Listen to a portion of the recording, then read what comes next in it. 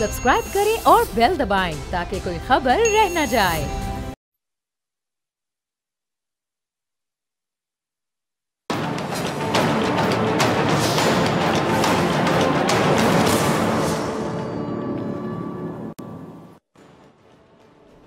अस्सलामुअलैकुम, मैं हूं डॉक्टर फ़िज़ा खान और मैं हूं पाकिस्तान। किसी भी सियासतदान की सियासत का महवर और मंजिल कुर्सी यानी हुसूल इक़्तिदार तस्वुर किया जाता है। इक़्तिदार की जंग में हमने सियासतदानों को हर हद तक जाते देखा, वो चाहे फिर मुखालिफिन की ज़ाती ज़िंदगी पर हमले ही क्यों ना हो, प्रोपेगेंडा ही क्यों ना हो, या फिर इंतखाबात में धांधली भी हो। गोया इक़्तिदार की हवस में हमने सियासतदानों को हुदूद को अबूर करते भी देखा।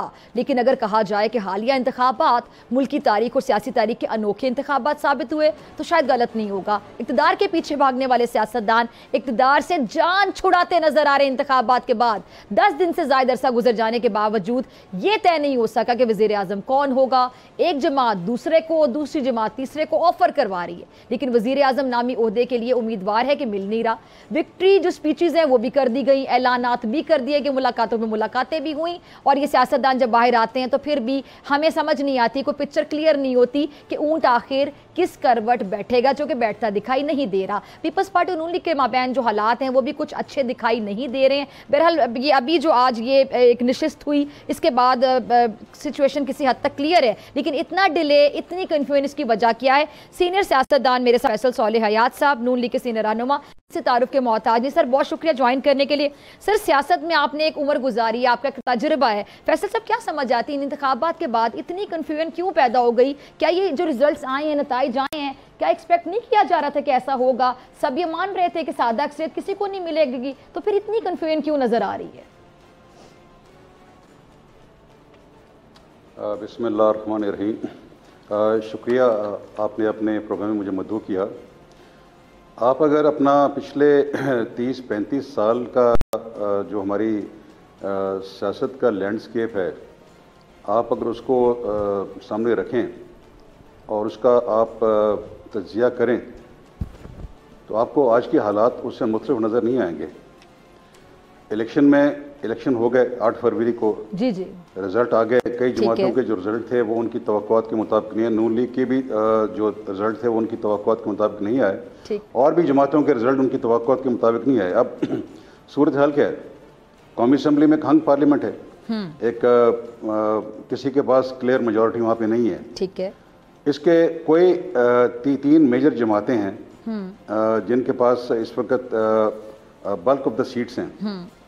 PMLN है, PTI के बैक्ड इंडिपेंडेंट कैंडिडेट्स हैं, और पीपल्स पार्टी है। बाकी जमातें भी हैं, MQM है, और भी काफ लीग और दीगर जमातें भी हैं। अब जब तक ये जो 3 बल्क सीटों वाली जमातें जो हैं, इनमें से 2 जमातें इकट्ठी नहीं होती, बड़ी सीधा से फॉर्मूला है क्योंकि नंबर्स गेम की बात है, उस वक्त तक आप कौमी असम्बली में अक्सरियत हासिल नहीं कर सकते। ठीक है, और जो मुज़ाकरात चल रहे हैं, एक तो आप देखिए जो PTI के बैक्ड इंडिपेंडेंट्स हैं, उनकी जमात ने तो बड़ा क्लियर कट ये कह दिया है, उन्होंने स्टैंड अपना वाज़ेह कर दिया कि हमने बाकी 2 जमातों से, नून लीग से, पीपल्स पार्टी से मुज़ाकरात ही नहीं करने, तो वो तो आउट हो गया इसमें, इस इक्वेशन में से। और उन्होंने ये भी चेंज तो नहीं होगी कभी? सॉरी मैं आपको इंटरप्ट कर रही हूँ फैसल साहब, सियासत में हरफे आकर कुछ भी नहीं होता।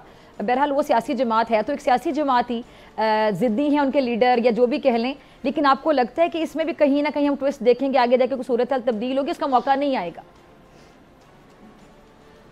अगर वो करते हैं इसमें हमें कोई ताज्जुब नहीं होगा अगर ये हो सकता है। वो भी उनको भी उनको भी नून लीग में से और पीपल्स पार्टी में से कुछ चूज करने पड़ेगा। और नून लीग तो बरमिला ये पीपल्स पार्टी को कह चुकी है कि अगर आप अपनी गवर्नमेंट बनाना चाहते हैं तो हम अपोजिशन में बैठने को तैयार हैं। ठीक है, ये नून लीग ने बड़ा वाज़ेह तौर पे ये कह दिया पीपल्स पार्टी को। तो पीपल्स पार्टी अगर चाहे फेडरल गवर्नमेंट बनाना तो वो PTI के साथ मिलकर बना सकती है एज ए जूनियर पार्टनर। ये पॉसिबिलिटी है, बट सियासी हालात को मद्देनजर रखते हुए और हमारे मुल्क के जो अमूमी जिस तरह फैसले होते हैं उनको देखते हुए मैं नहीं समझता कि पीपल्स पार्टी ये इस किस्म की वो रिस्क लेने को इस स्टेज पे वो तैयार होगी। अब अगली बात जो आपने कहा कि जी कन्फ्यूजन है, कन्फ्यूजन कोई नहीं है, क्योंकि पीपल्स पार्टी और नून लीग के दोनों के मुज़ाकरा चल रहे हैं। और अभी तो देखें ना, असेंबली का तो सेशन अभी कॉल ही नहीं हुआ, वो एक स्टिपुलेटेड टाइम है आइन में, इलेक्शन के गलबन 21 दिन बाद 21 दिन तक वो कॉल होती है असेंबली, अभी उसमें कुछ दिन पड़े हुए हैं। और पीपल्स पार्टी क्योंकि उसमें उसकी माइनॉरिटी उसमें शेयर होल्डिंग है, तो वो जब भी मुज़ाकरात कोई भी जमात करती है तो एक ख़ास स्टैंड लेती है, एक ख़ास हाइट से वो अपने डिमांड्स पेश करती है, फिर आहिस्ता आहिस्ता वो ट्रिकल डाउन होते हुए एक मैनेजेबल लेवल पे आ जाते हैं। और यहाँ भी ऐसे ही हो रहा है।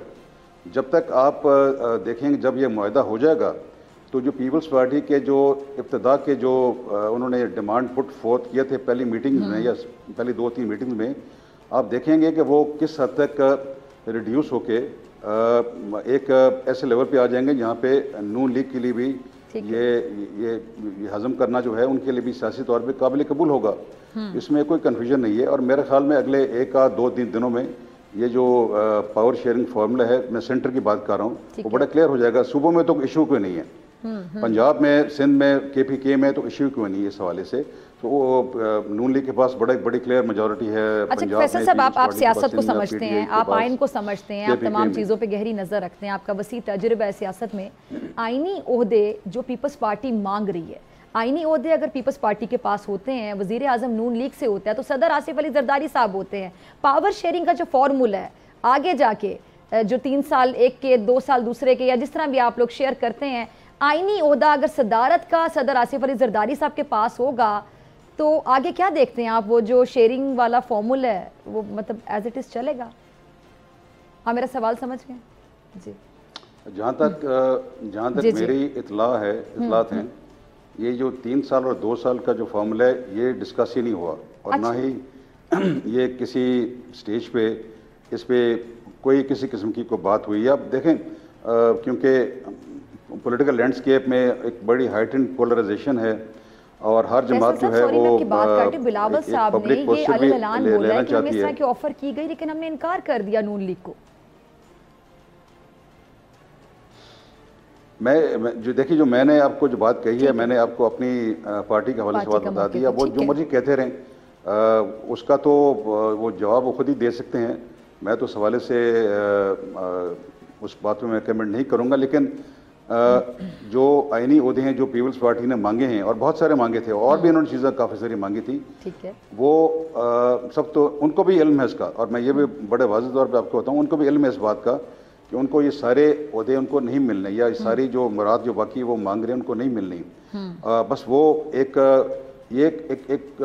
नेगोशिएशन के टैक्टिक्स होते हैं। और ये आज के नहीं, पुराने, मुझे याद है 93 में पीपल्स पार्टी का पाकिस्तान मुस्लिम लीग यूनिजो के साथ एक पावर शेयरिंग फार्मूला एक बना था। मैं उसमें इन्वॉल्व था, मैं और भी बहुत इन्वॉल्व रहा हूँ। तो हमने भी उस वक्त PML यूनिजो ने उस वक्त एक पहाड़ हमारे सामने रख दिया था उसका डिमांड्स का। एंड में वो अपनी जगह पे नीचे ट्रिकल डाउन करके आ गए। और बाद में भी पावर शेयरिंग फार्मूले जो आते रहे हैं बहुत दफ़ा, आप ये MQM को देख लें, उसके कई हुकूमतों में वो शामिल रहे हैं, उनके डिमांड्स बहुत रही हैं, वो किस हद तक पूरी हुई हैं वो भी आपके सामने। सो ये भी जो है, मैं बात को शॉर्ट करूँगा, ये भी जो पावर शेयरिंग फार्मूला है ये एग्री हो जाना है। और पीपल्स पार्टी को जो वो पब्लिकली डिमांड कर रहे हैं ओहदे और मुराद, हो सकता है उनको वो शायद वो सब कुछ ना मिले। तो फिर फैसल साहब, ये फिर क्या मिलेगा? कुछ तो मिलेगा ना। सियासत में हमें भी पता है कि कुछ उन्हें मिलेगा तो ही वो आपकी बात से अग्री करेंगे, या मुल्क के वसीतर मुफाद में पीपल्स पार्टी आप लोगों को हुकूमत देगी, खुद कुछ नहीं लेगी, ऐसा होगा? नहीं, मैंने ये तो नहीं कहा कि उनको कुछ नहीं मिलेगा। आपने अभी जो लास्ट में फरमाया, जी चलें आप जवाब दीजिए। जी, मैंने आपको ये कहा है कि जिस लेवल की उनकी डिमांड्स हैं वो सारी डिमांड्स उनकी हो सकता है कि फुलफिल ना हो, और उसमें से काफ़ी सारे डिमांड जो हैं वो इसमें से निकल जाएं। सर काफ़ी सारी में आधी से ज़्यादा आप कह रहे हैं निकल जाएंगी, आप कह सकते हैं कि 80 to 85% उनकी डिमांड्स मान ली जाएंगी। देखिए, मैं किसी परसेंटेज की बात नहीं करूंगा, लेकिन नून लीग में एक बड़ी, मैं आपको नून लीग की पार्टी की जो सोच है, जो यहाँ पे एक ब्रॉड जो एक कंसेंसस यहाँ पे बन चुका है, मैं आपको उसके हवाले से आपके साथ शेयर कर सकता हूँ कि उन्होंने कहा जी कि हम हमारे पास पंजाब में अक्सरियत है, हम पंजाब में बड़े कंफर्टेबल हैं और हमने पंजाब पे ही फोकस करना है और हमें यहाँ पे किसी की ज़रूरत नहीं है। इसके बावजूद हम यहाँ पे जो 2-3 दीगर जमातें हैं जिसमें पीपल्स पार्टी है, PMLQ है, हम उसको साथ पावर शेयरिंग में पंजाब में हम शामिल करने को तैयार हैं लार्जर पॉलिटिकल इंटरेस्ट में उस हवाले से। तो ये उन सोच है PMLN की। कौमी असम्बली में PMLN की बड़ी वाज़ेह सोच है कि अगर हमसे कोई ऐसे अनरीजनेबल डिमांड किए गए, जिस तरह के एक बहुत बड़ा पलंदा डिमांड्स का पेश कर दिया गया है, तो हम उसको एक्सेप्ट नहीं करेंगे। फिर पीपल्स पार्टी को हमने कह देना है, बल्कि कहा भी है उनको कि आप जाके खुद हुकूमत बना लें जिसके साथ आपने खुद बनानी है। तो फैसल साहब यानी डेडलॉक बरकरार रहेगा ना इस सिचुएशन में, जो कि आप बात कर रहे हैं, इसका मतलब है कि फिर ये डेडलॉक फिर बरकरार रहेगा। कहेंगे आप जाके हुकूमत बना लें, नंबर किसी के पास पूरे हैं नहीं, आप लोगों ने मिलकर हुकूमत बनानी है, PTI के जो ज़्यादा उम्मीदवार है वो बैठने के लिए तैयार नहीं, ना पीपल्स पार्टी के साथ, ना नून लीग के साथ, ये तो डेडलॉक रहेगा। फिर मामला आगे कैसे बढ़ेगा? यकीन कीजिए डेडलॉक नहीं होगा। फिर क्या होगा? डेडलॉक नहीं होगा। जी जी, डेडलॉक नहीं होगा, एग्रीमेंट हो जाएगा। ठीक है, हो जाएगा, एग्रीमेंट करवा दिया जाएगा, एग्रीमेंट हो जाएगा। अच्छा चलिए ठीक है, मैं इसलिए आपको इससे ज़्यादा इस वक्त मैं आपको और कुछ नहीं कह सकता। ठीक है। अच्छा सर, ये जो मुल्क को नवाज दो, मुल्क को नवाज दो, मुल्क की तकदीर बेहतर होगी, इस तरह की हमने कैंपेन देखी और फिर अखबारों की जीनतें बनी ऐसी हेडलाइंस फ्रंट पेजेस पर, इलेक्शन से पहले ही ऐसी खबरें हमने देखी कि नवाज शरीफ साहब को अवाम ने बना दिया वज़ीर आज़म, अवाम ने उनको चूज़ कर लिया। फिर बाद में नवाज शरीफ साहब ने कहा कि हम आपको शहबाज शरीफ साहब दे रहे हैं बतौर वज़ीर आज़म। ये क्या कहानी है? बड़ी वाज़ेह है कि अगर PMLN के पास सिंपल मेजॉरिटी आ जाती तो नवाज शरीफ साहब ने ही प्राइम मिनिस्टर बनना था। ठीक है। अब क्योंकि उनके पास सिंपल मेजॉरिटी नहीं आई कौमी असम्बली में, तो दूसरा ऑप्शन जो है वो शहबाज शरीफ साहब का है, क्योंकि शहबाज शरीफ साहब जो हैं उनका जो माइंडसेट है, उनकी जो एक टेम्परामेंट है, वो ज़्यादा सूटेबल है ऐसे इत्तेहाद चलाने के हवाले से। कोalition जो उन्होंने चलाई भी है पहले 1.5 साल चलाया भी है। यानी आप कह रहे हैं नवाज शरीफ साहब का टेम्परामेंट ये नहीं है कि सबको साथ लेकर चलें, सादा अक्सरियत होती तभी वो चल सकते थे बतौर वजीर आजम? नहीं, नवाज शरीफ साहब का एक अलग टेम्परामेंट है, वो एक बड़े फोकस इंसान है और वहाँ पे वो उनकी जो सोच है वो उस हवाले से बड़ी वाज़ेह है कि जी मैंने जो काम करना है, हमारा जो एजेंडा है उस पर हमने आगे मुकम्मल तौर पे विदाउट ब्लिंकिंग एन आईलेट हमने चलना है।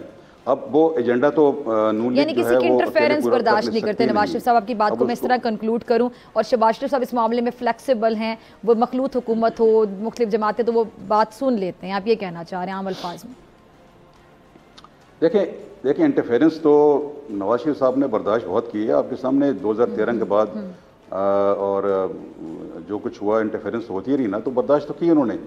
तो मैं ये नहीं कहूँगा कि इंटरफेरेंस की बात करेंगे, मैं ये कहूँगा कि वो जो नून लीग का एजेंडा है वो एक स्टेट्समैन है। उस हवाले से उन्होंने ये फैसला किया है कि जी मैंने यहाँ पे अपने भाई शहबाज शरीफ साहब को आगे लेके आना है। और फिर एक और बात भी है कि वो मरीम नवाज साहबा के लिए हवाले से भी उनकी सोच बड़ी वाज़ेह है कि उन्होंने उनको ग्रूम भी किया है और वो अपने राइट पे उनका एक मकाम भी बना है पिछले चंद सालों में। तो वो पंजाब में वो उनको नॉमिनेट कर दिया गया है। तो इस हवाले से आई थिंक वो एक ओवरऑल एक उनको गाइडेंस के हवाले से उनका जो रोल है, जो दोनों अपने भाई के लिए भी अपनी बेटी के लिए, वो जारी रहेगा। अच्छा, ये आपने ये रोल की बात की, मरियम नवाज साहिबा के हवाले से भी बात की, नवाज शरीफ साहब के हवाले से सुना है कि डार साहब का इस वक्त कैबिनेट में इस बार कोई हिस्सा नहीं होंगे वो कैबिनेट का, और कोई मैशत को जो चैलेंजेस हैं ठीक करने में डार साहब हमें आगे नज़र नहीं आएंगे। हालांकि नून लीग ने हमेशा डार साहब पर ही एतमाद किया और उनको लगता है कि मैशत जो सही करनी है, जो इस हद तक बिगड़ चुकी है मामलात, उसको डार साहब ही सही कर सकते हैं। तो इस बार डार साहब नहीं आएंगे कैबिनेट में? ये सब स्पेकुलेशन है। अभी तक कोई किसी किस्म की कोई वजारतों की बांट की कोई बात नहीं हुई, कोई पोर्टफोलियोज की एलोकेशन की बात अभी तक नहीं हुई, और इस किस्म की ये सब एक हवाई बातें हैं, इसके बारे में कोई सच्चाई नहीं है। मुझसे अगर आप ज़ाती तौर पे पूछें जी जी जी प्लीज़, तो मैं ज़ाती तौर पे मेरी ये ख्वाहिश है कि जो फाइनेंस मिनिस्ट्री वो पीपल्स पार्टी के पास हो, अच्छा, आप ये चाहते हैं कि फाइनेंस मिनिस्ट्री पीपल्स पार्टी के पास हो, कहीं इसलिए तो नहीं फैसल साहब क्योंकि फाइनेंस मिनिस्टर पे सबसे ज्यादा प्रेशर होगा, जब मईशत बेहतर नहीं होगी तो ज्यादा सवाल भी पीपल्स पार्टी से पूछे जाएंगे, नून लीग से नहीं। तो यही तो हुआ ना पिछले 18 महीने में। क्या हुआ जब ये पीडीएम की पहली हुकूमत थी वहाँ पे, सारा जो था बोझ, जो सारा जो फॉल बैक जो उस पर जितना भी जो नुकसान हुआ, सियासी नुकसान हुआ, नून लीग का हुआ, क्योंकि उनके पास इकोनॉमिक मिनिस्ट्रियाँ थी उनके पास। तो अगर पीपल्स पार्टी, ये नून लीग का एक बड़ा क्लियर स्टांस है अभी ये नेगोशिएशन में कि पीपल्स पार्टी ने अगर आईनी ओहदे फर्ज कर सदर के चाहिए उनको, अगर सदर उनको बनाते हैं, साथ साथ उनको कैबिनेट में उनको रिस्पॉन्सिबिलिटी भी लेनी पड़ेगी। और जिस तरह मैंने कहा, ये शर्त है बकायदा नून लीग की जानिब से कि अगर आईनी ओहदे में सदारत का ओहदा पीपल्स पार्टी को दिया जाता है, पीपल्स पार्टी के पास हो, या स्पीकर का ओहदा दिया जाता है, या इस तरह के आईनी ओहदे दिए जाते हैं, तो फिर जो वजीर खजाना है आप कह रहे हैं कि वो पीपल्स पार्टी से होगा, ऐसी शर्त रखी है नून लीग ने? नहीं, शर्त नहीं रखी कोई। ये मैंने आपको अपनी ज़ाती एक आरा दी है, जो मैंने पार्टी में भी बात की है कि ये देखें रिस्पॉन्सिबिलिटी, पार्टी अग्रीड है आपकी इस राय तो आप ले लें, अथॉरिटी तो आप, अभी तो बात चल रही है ना, अभी देखें ना, मैंने आपको जैसे पहले कहा कि ये नेगोशिएशन तो भी चलते रहेंगे। अभी तो एक फॉर्मूला बनेगा कि पीपल्स पार्टी ने मिनिस्ट्रियाँ लेनी हैं पहले तो ये, और जहाँ तक मेरा इंफॉर्मेशन है वो इस पे उन्होंने आ जाना है, मिनिस्ट्रियों में शामिल उन्होंने हो जाना है, कैबिनेट में वो शामिल हो जाएंगे। अब आगे बात है पोर्टफोलियोज के एलोकेशन के हवाले से, वो उस पर अलहदा बाद में बात होनी है। तो मेरे अलावा और भी हमारे एक दो जो हमारे सीनियर जो मेरे कलीग्स हैं, उन्होंने भी यही इंदिया दिया है कि जी उनकी भी ख्वाहिश है कि हमें फाइनेंस मिनिस्ट्री पीपल्स पार्टी को ऑफर करनी चाहिए। ठीक है। अच्छा सर, ये जो इस्लामाबाद के 3 हलकों से नोटिफिकेशन मुलतवी हो गए हैं और तहरीक इंसाफ के कुछ लोगों को जो रिलीफ मिलने का सिलसिला शुरू हो चुका है, इसमें मैं आपका कमेंट चाहूँगी, कैसे देखते हैं? ये एक बड़ी एक तवील बहस हो जाएगी। मैं आपको अपने इलेक्शन की बात बताता हूँ इसी हवाले से कि मुझे भी अपने इलेक्शन पे बहुत तहफ़्फ़ुज़ात हैं, बल्कि हमारे जंग की 3 कौमी असम्बली की सीटें हैं और 7 हमारी सूबाई असम्बली की सीटें हैं। हमें सब पे उनके रिजल्ट्स पे हमें भी बड़े तहफ़्फ़ुज़ात हैं, और उसका हमारे पास एक बड़ा मुंह बोलता एविडेंस भी मौजूद है कि पूरे पाकिस्तान में जब ट्रांसफ़र पोस्टिंगें बंद थी किस ऑफिसर्स की, इलेक्शन से 18-20 दिन पहले जंग के जो डीपी हैं, पुलिस के जो हेड हैं, उनका ट्रांसफ़र कर दिया जाता है। सिर्फ ये पाकिस्तान में वाहिद मिसाल है, किसी और जगह किसी ज़िले में ये काम नहीं हुआ। उस और ऐसे एक अफसर को हमारा डीपीओ लगा दिया जाता है जिसका वाज़े तौर पे जो टिल्ट है वो हमारे मुखालफों के साथ, मुखालफिन के साथ रह चुका है, और जो पीटीआई दौर में वहाँ पे डीपीओ रह चुके हैं पहले माजी में, उसके साथ पूरा का पूरा एक परसेप्शन तब्दील हो गया जंग में। हमारा एक बेसिकली रूरल एरिया है, और जो जितने भी वो पहले उस हवाले से एनालिसिस किए गए थे, सारी सीटों पे हम जीत रहे थे, सब सीटों में हमारी बड़ी वाज़े अक्सरियत थी। मुझे 1,35,000 वोट पड़े हैं, मुझे ज़िंदगी में इतना बड़ा कभी वोट नहीं पड़ा। लास्ट इलेक्शन में हालांकि मुझे वो भी हरवा दिया गया था, 1,05,000 वोट पड़े, तो 30,000 वोट मुझे फालतू पड़े हैं। इसके बावजूद मुझे हरवा दिया गया, लेकिन मैं उस पर कोई वावेला नहीं करूँगा। मैंने आपको एक हकीकत बताई है कि ये हुआ गया। अब इस पर कौन तफ्तीश करेगा, कौन इंक्वायरी करेगा? मैं तो चाहूँगा कि इस पर भी इलेक्शन कमीशन ऑफ पाकिस्तान और चीफ जस्टिस ऑफ पाकिस्तान इस पर भी इंक्वायरी करें कि क्या वजह है कि पूरे पाकिस्तान में सिर्फ एक ही ज़िला है जहाँ पे वो जो डीपीओ हैं उनको चेंज कर दिया गया, और ऐसे डीपीओ को लगा दिया गया जिसकी वाज़े टिल्ट थी हमारे मुखालफिन के साथ। ठीक है, लेकिन ये अपनी जगह पे एक हकीकत है। ठीक है जी। अब आपने जो इस्लामाबाद के हलकों की बात की है, ये सारे केस चल रहे हैं, फोरम चल रहे हैं, और चलना चाहिए इनको, बिकॉज यही तो फोरम्स हैं जहाँ पे इन केसों में चलना है। इलेक्शन कमीशन ऑफ पाकिस्तान है, आपके पास इस्लामाबाद हाई कोर्ट है, आपके पास सुप्रीम कोर्ट ऑफ पाकिस्तान है, तो यहाँ पे जो फैसले होंगे उससे वाज़े तौर पे जो है वो हर चीज़ सामने आ जाएगी। चलिए, एक और अहम सवाल मैं आपसे, ब्रेक का कहा जा रहा है, ब्रेक के बाद मुलाकात होगी।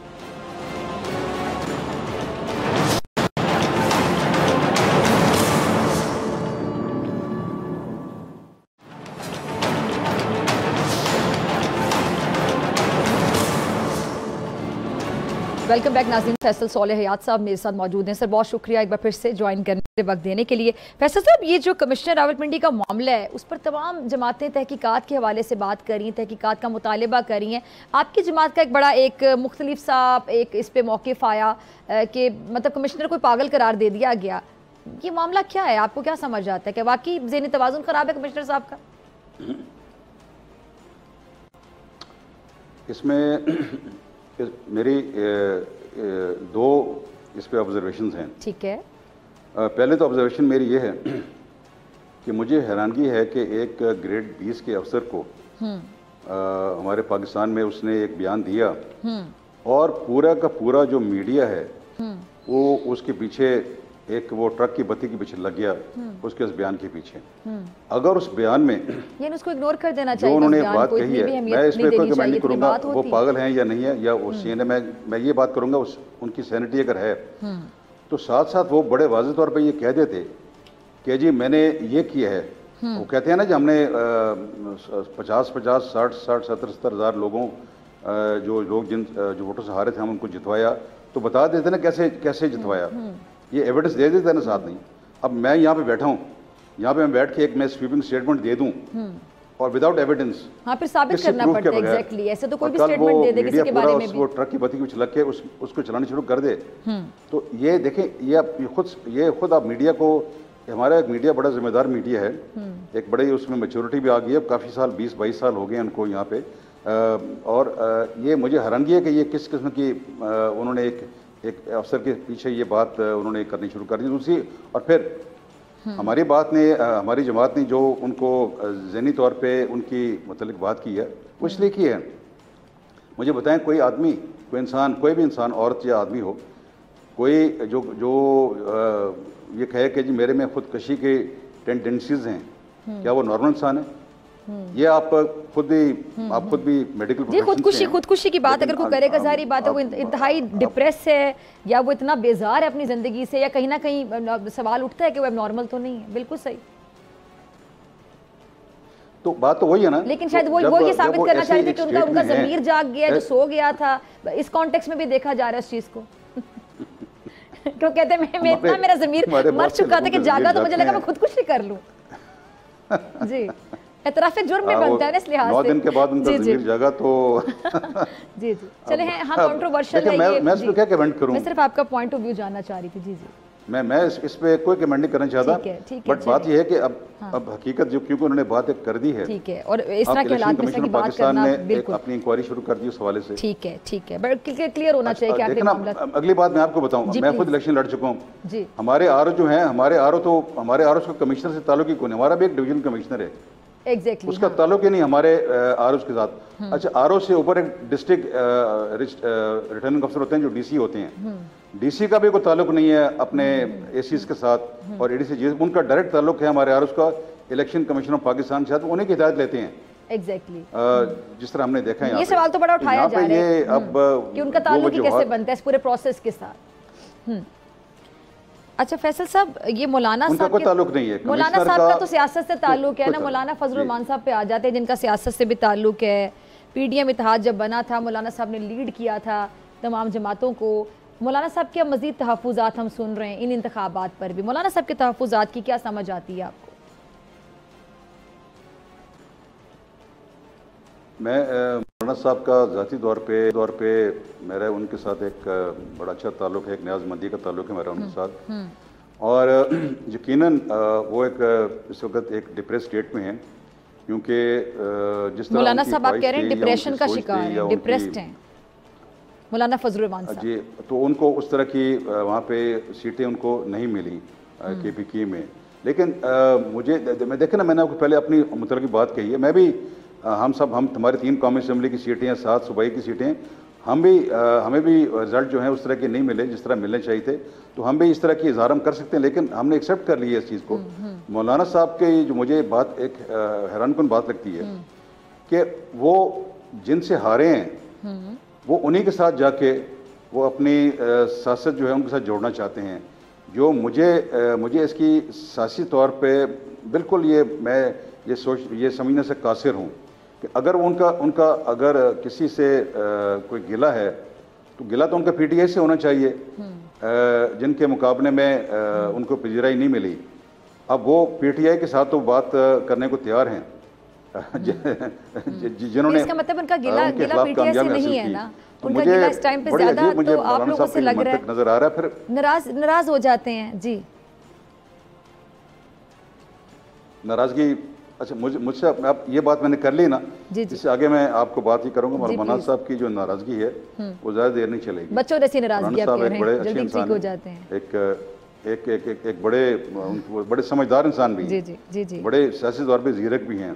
इसलिए आपको मैं यहाँ पे यही कहूँगा कि उनकी नाराज़गी जो है वो बस चंद दिनों की बात है, उसके बाद आपको वो उनकी नाराज़गी आपको नज़र नहीं आएगी। अच्छा, तो उनके पास भी कुछ नहीं आएगा, जैसा कि आपने कहा कि पीपल्स पार्टी जो कुछ मांग रही है इतना मिलने नहीं वाला, लेकिन मामला तय हो जाएंगे, तो मौलाना साहब के भी हाथ खाली देखते हैं आप आने वाले दिनों में? देखिए, सियासत में हर चीज़ गिव एंड टेक होती है। दैट्स माय पॉइंट जी। और इसमें कोई इसमें अचंभे की बात नहीं है। ये दुनिया में हर जगह आप जहाँ भी आप सियासी मुज़ाकरात करते हैं या आप सियासी नेगोशिएशंस करते हैं तो गिव एंड टेक होता है, डिग्रीज का फ़र्क हो सकता है। तो यकीनन मौलाना साहब को भी कुछ ना कुछ ज़रूर इसमें इस केक में उनका हिस्सा ज़रूर होगा। सर, वो हिस्सा क्या नज़र आता है आपको? वो जो केक के ऊपर छोटी सी चेरी होती है, पाइनएप्पल होता है, वो नज़र आता है या अच्छा हिस्सा नज़र आता है? अब आप सब बातें ही अभी से आप, क्योंकि आप बातें बता देते हैं ना, मैंने कहा नाज़रीन भी ज़रा मुस्तफ़ीद हो, फैसल सोलेह हयात साहब हमें अंदर की खबरें दे रहे हैं। आपको नज़र आ जाएगा, आपको नजर आ जाएगा, वो भी नजर आ जाएगा आपको। ठीक है, यानी आप आगे मौलाना साहब का भी सियासी मुस्तकबिल अच्छा देखते हैं। आप कह रहे हैं बस बिला वजह नाराज हो, आगे सब ठीक हो जाएगा उनके लिए। मौलाना साहब का एक बड़ा अहम रोल है पाकिस्तान की सियासत में, बहुत अहम रोल है उनका, और मैं उस रोल को, उसकी अहमियत को किसी तरीके से भी कम होता हुआ नजर नहीं देखता आने वाले वक्तों में। तो सर, ये बड़ा रोल अदा करने के मौलाना साहब खाली हाथ रह जाते हैं, फिर आप लोग गिले शिकवे करते रह जाते हैं, उनकी नाराजगियों का भी बड़ा रोल है, ये क्यों हो जाता है उनके साथ हर दफा? वो देखे ना, उनका राइट बनता है कि उन्हें हर बार बताना ही क्यों पड़ता है कि मेरा एक बड़ा रोल है, हर बार उन्हें गिले शिकवे ही क्यों करने पड़ते हैं? या नाराजगी, या नाराज होने से आप किसी को रोक तो नहीं सकते ना। नाराजगियां शॉर्ट लिव्ड होती हैं, थोड़ा अरसे के लिए होती हैं, गिले शिकवे बस आपने कर लिए। अच्छा फैसल साहब, एक अहम सवाल जो कि मेरे ख्याल से मैं ये सवाल पूछना चाहती हूँ आपकी मौजूदगी का फ़ायदा उठाते हुए, कि अक्सर हम देखते हैं कि सियासी जमातें जब भी कुछ नहीं अचीव कर पाती या अपनी नाकामी कह लें, नाराज़ होती हैं, नाला होती हैं, किसी भी चीज़ का जब गुस्सा निकालना होता है तो इस्टेब्लिशमेंट पे तनकीद शुरू कर देती हैं। कुछ अरसे बाद ऐसे बयानात आना शुरू हो जाते हैं कि हम ये पूछने पर मजबूर हो रहे थे कि अच्छा पहले फिर आप क्यों खामोश रहे, क्या वजह थी? उसको ये स्ट्रैटेजी, हिकमत अमली और पता नहीं किस चीज़ का नाम दे देते हैं। ये इस्टेब्लिशमेंट पर जब तनकीद की जाती है सियासतदानों की जानिब से, तो क्या ये सियासतदानों की अपनी कमज़ोरी नहीं होती? मतलब अपने गिरेबानों में भी झांक के देखना चाहिए कि कहीं ना कहीं अपनी कमजोरी भी तो होती है ना सियासतदानों की। ये एस्टेब्लिशमेंट पे जब तनकीद शुरू कर देते हैं तो बेसिकली ये एस्टेब्लिशमेंट को एक्सपोज कर रहे होते हैं या खुद को कर रहे होते हैं? आपने ये जो बात कही, सवाल पूछा है ना, इसका एक बड़ा मेरे नज़दीक, क्योंकि मेरा एक तवील अरसा गुजरा है सियासत में, तो बड़ा एक क्लियर मैं इसका आपको जवाब इसलिए दूंगा कि हम कहने को तो एक पार्लियामेंट्री डेमोक्रेसी हैं, लेकिन हकीकत में हम पार्लियामेंट्री डेमोक्रेसी नहीं है। क्यों? ये एक बड़ा लंबा डिबेट हो जाएगा, आपके प्रोग्राम में वक्त इस वक्त नहीं है, लेकिन मैंने आपको इन शॉर्ट ये बात जो कही है, यानी हम आप कह रहे हैं डेमोक्रेसी हम, ठीक है, इसका तो फिर मतलब ये निकलता है कि हम जो हैं वो हम नहीं हैं, और जो हम बता रहे हैं वो हम हैं ही नहीं। हाँ, बेसिकली देखें, हमें इसमें इससे कुछ शक नहीं होना चाहिए, पाकिस्तान बुनियादी तौर पर एक सिक्योरिटी स्टेट है, और हम उसी सिक्योरिटी स्टेट के जितने तकाजे हैं हम उनको फुलफिल करके आगे चल रहे हैं। उसमें जहाँ तक डेमोक्रेसी फिट इन होती है हम वो डेमोक्रेसी को फिट इन करते हैं उस हवाले से। ठीक है जी। जहाँ तक हमारे दीगर जो हमारे बाकी पॉलिसीज़ हैं जो हम जिनको लेकर आगे हम चलते हैं, इकोनॉमिक हो गया, चलिए हम भी पॉलिसीज की अपने बात के लेकर आगे चलते हैं। सर, हमें भी आगे जाना है, और आपने इकोनॉमी की बात की। दूसरी बात यह है कि क्योंकि आपने पार्टीज की बात की है जी सर, तो हमारे पॉलिटिकल पार्टीज का जो सिस्टम है वो इंतहाई कमज़ोर है, और जहाँ पे ये कमज़ोरियाँ हों वहाँ पे फिर बहाने ढूंढे जाते हैं, वहाँ पे फिर स्केप गोट्स ढूंढे जाते हैं, जिस तरह आपने अपनी कमजोरियों का मलबा दूसरों पे गिराया जाता है। मेरा नहीं ख्याल कि कोई जिम्मेदार जमात जो है पाकिस्तान में, मैं जो जिम्मेदार जमात की बात, कोई जिम्मेदार जमात पाकिस्तान में इस्टेब्लिशमेंट को कभी भी वो उस पर कोई इल्ज़ाम नहीं लगाएगी। अलबत्ता हाँ, जो जिन जमातों की जिम्मेदारी पे बहुत बड़ा शक है आपको या क्वेश्चन मार्क्स हैं, वो ऐसे कर सकते हैं और हमने देखा भी, उन्होंने किया भी है ऐसा। चले सर, मेरे ख्याल से तो सारी जमातें ऐसा कर जाती हैं, कहीं ना कहीं अपने अपने अंदाज में कोई ज़्यादा कर जाता है, कोई कम कर जाता है, तो गलत है। इस सिलसिले को रुक जाना चाहिए, अपनी अपनी जिम्मेदारियां खुद कबूल करनी चाहिए। या पीपल्स पार्टी को आप देखें, हाँ, या MKM को देखें, उन्होंने तो कोई ऐसी बात नहीं की पिछले जब से इलेक्शन हुए। ठीक है, चलिए, बहुत शुक्रिया फैसल साहब आपके वक्त के लिए। और नाज़रीन, हम भी आगे बढ़ते हैं। फैसल साहब ने इकॉनमी की बात की, तो मईशत पर हम बात करेंगे ब्रेक के बाद।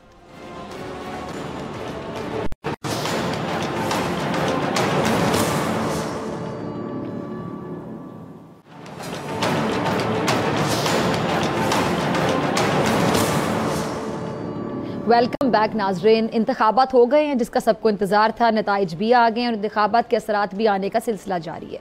मुल्क को इस वक्त अगर मैं कहूँ कई चैलेंजेस दरपेश हैं और उनमें से जो सबसे अहम है, नुमाया, वो मईशत का चैलेंज है कि मईशत को कैसे बेहतर करना है और नई आने वाली हुकूमत को जो माशी चैलेंजेस हैं वो क्या क्या हो सकते हैं। IMF से मुआहिदा भी हमारा मुंतज़िर है, यानी सख्त तरीन फैसले भी मुंतज़िर हैं। इस सब पे बात करने के लिए मेरे साथ मौजूद हैं साबिक़ वफाकी वज़ीर ख़ज़ाना हफीज़ पाशा साहब, आपके मोहताज नहीं। सर, बहुत शुक्रिया ज्वाइन करने के लिए। पाशा साहब, इंतखाबात हो गए हैं, नताइज आने का सिलसिला भी जारी, नताइज बल्कि आ चुके हैं। अभी कुछ जो आपके सामने डेडलॉक्स आ रहे हैं, कोई कह रहा है कि मेरे साथ गलत हो गया, इसके साथ ज़्यादती हो गई, ये मामला भी आपके सामने है। क्या इससे जो हम सियासी एक इस्तेहकाम की उम्मीद कर रहे थे, जिसके साथ मुआशी इस्तेहकाम जुड़ा हुआ है, फिर IMF का जो मामला है वो अब भी आपके सामने है कि मार्च में ये भी है, तो ये क्या कोई हुकूमत जो लेने के लिए तैयार नहीं हो रहा, इनको चैलेंज नज़र आ रहा है, इसलिए कोई भी उसको जिम्मेदारी लेने के लिए तैयार नहीं हो रहा? आप कैसे रिलेट करेंगे पूरी सिचुएशन को? आपने बिल्कुल ठीक कहा है। बिस्मिल्लाहिर्रहमानिर्रहीम।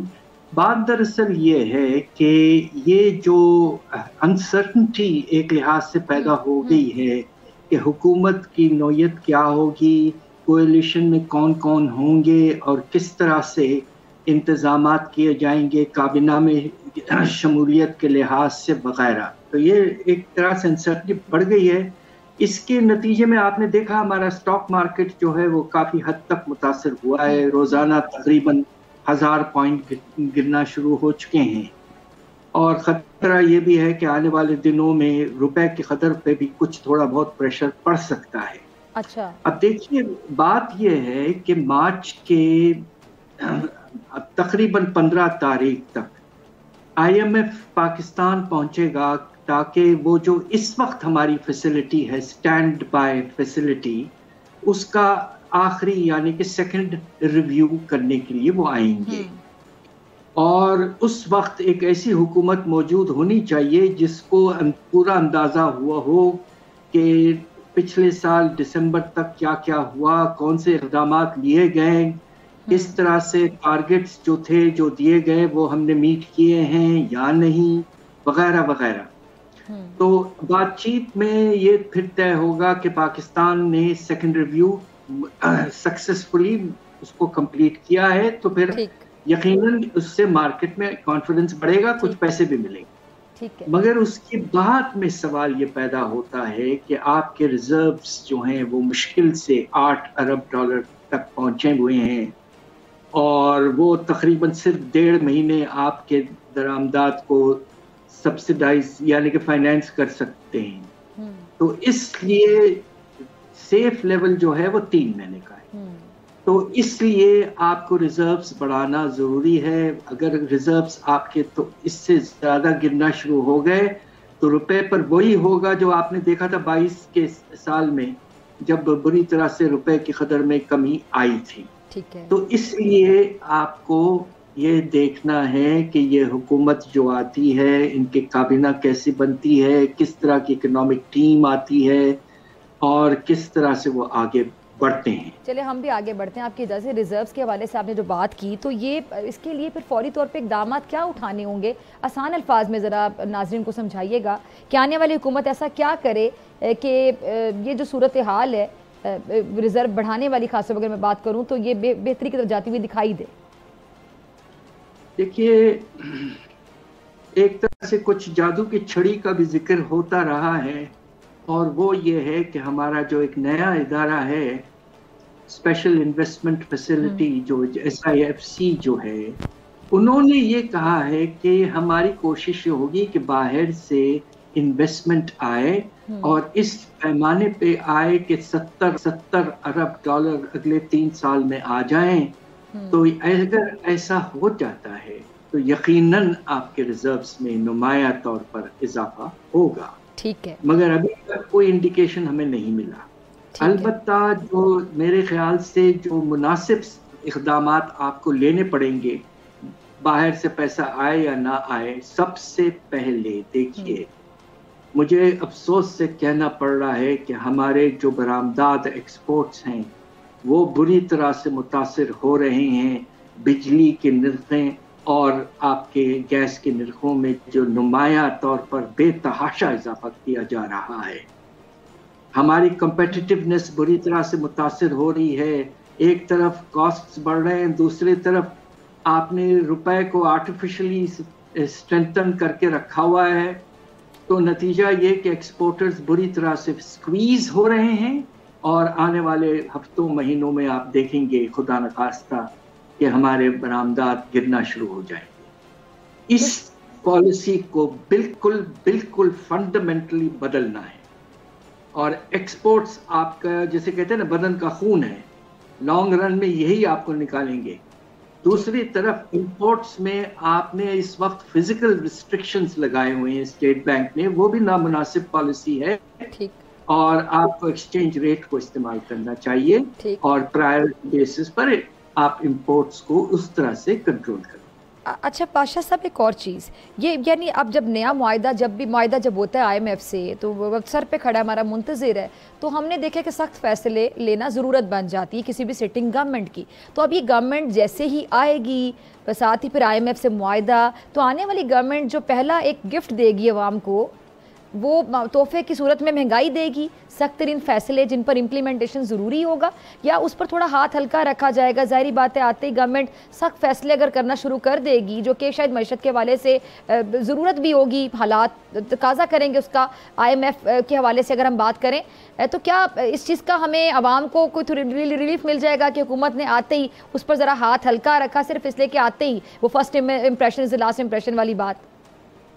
जी, आप बिल्कुल मुनासिब कह रहे हैं। देखिए, बातचीत में कुछ वक्त लगेगा, इसलिए कि आने वाला प्रोग्राम यकीनन 3 साल का एक्सटेंडेड फंड फैसिलिटी होगा, और उसमें जो रिफॉर्म्स का एजेंडा होगा वो 3 साल पर स्प्रेड ओवर होगा। यकीनन पहले साल आपको ज्यादा करना पड़ेगा। ठीक है, मेरा अंदाजा ये है कि जो आपको मुख्तलिफ इक़दामात लेने पड़ेंगे, वो बजट आने वाला है अगले साल का जून के महीने में, उसमें आपको नुमाया तौर पर और बड़े इक़दामात लेने पड़ेंगे। उसमें हम सब की ख्वाहिश ये है कि आप अगर टैक्स के निज़ाम को फैलाना चाहते हैं तो इस तरह फैलाएं, प्रोग्रेसिवली फैलाएं, जिसमें अमीर तबका जो है उन पर थोड़ा सा बोझ का इजाफा हो, और दूसरी तरफ खर्चों की कमी करें। उसमें प्राइवेटाइजेशन जो है, SOEs मैं बात करूँ पाशा साहब, अमीर तबके के वाले साहब ने बात की, बात हर दफ़ा हम सुनते हैं, और आप जैसे जो काबिल शख्सियात हैं, जो मईशत पे गहरी नज़र रखते हैं, जिन्होंने बाल सफ़ेद किए हैं, इस चीज़ को समझाते आप पढ़ाते भी हैं, वज़ीर भी रह चुके हैं, ये बातें हम सुनते हैं, लेकिन इम्प्लीमेंटेशन का जब टाइम आता है तो इम्प्लीमेंट नहीं किया जाता है इन बातों को। मैं बड़े अफसोस के साथ ये सवाल पूछ रही हूँ, क्यों? बात दरअसल ये है कि जिसे कहते हैं ना स्टेट कैप्चर, हमारी एलीट जो है वो पॉलिसीज पे छाई हुई है। मगर देखिए, एक वक्त ऐसा आता है मुल्क की तारीख में जब हालात इस हद तक परेशान कुन हो जाते हैं कि खुदा न खास्ता हम ये नहीं चाहते कि कीमतों के इजाफे की वजह से, बेरोजगारी की वजह से खुदा न खास्ता एक वक्त खुदा न खास्ता ऐसा आए कि जब लोग रास्तों पर आ जाएं। इस चीज को अवॉइड करना बहुत जरूरी है। और IMF ने वाज़े तौर पर खुद कहा है कि आपको प्रोग्रेसिव टैक्सेशन लाना है। एग्जैक्टली, ठीक है। चलिए, आप एक्सपेक्ट करते हैं कि बेहतरी होगी इसमें। पाशा साहब बहुत शुक्रिया, वक्त की कमी है, बहुत शुक्रिया आपके वक्त के लिए। और इसी के साथ मुझे दीजिए इजाज़त, आपसे मुलाकात होगी इंशाल्लाह कल सेम टाइम सेम चैनल। अगर ज़िंदगी ने वफा की, दुआओं में याद रखिएगा, अपना बहुत ख्याल रखिएगा। अल्लाह ने के बाद